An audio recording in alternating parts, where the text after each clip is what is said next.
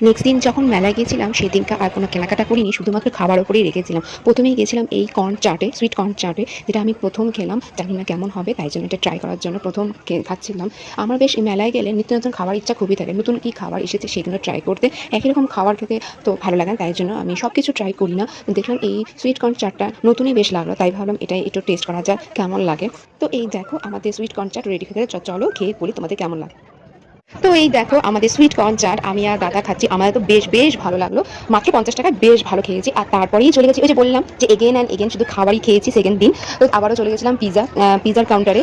এখানে 3-4 ধরনের পিজা ছিল, veg pizza, paneer pizza, chicken pizza, mixed pizza. তো আমরা মিক্সড পিজারই অর্ডার দিয়েছিলাম। আর পিজা তৈরি করতে করতে আবার দাদা নিয়ে চলে এসেছে দই ফুচকা, তো সেটাও খেয়ে মানে শুধু খাবারের মধ্যেই সারা দিনটা মেলার মধ্যে রেখে দিয়েছিলাম সেকেন্ড দিনটা। তো এই যে আমাদের পিজা হয়ে গেছে রেডি। পিজাটা আর ওখানে খাইনি, গরম গরম বাড়িতে নিয়ে এসে তারপরেই খাবো। তো পিজা রেডি হওয়ার পরে সেটাকে নিয়ে চলে এসেছি বাড়িতে। তো দেখো কত সুন্দর লাগছে, মানে এত মানে খেতে ইচ্ছা করছিল যে কি বলবো, লোভ সামলাতে না পেরে আমি একটা পিস তুলেই নিয়েছিলাম। আর সত্যি বিশ্বাস করো দারুণ।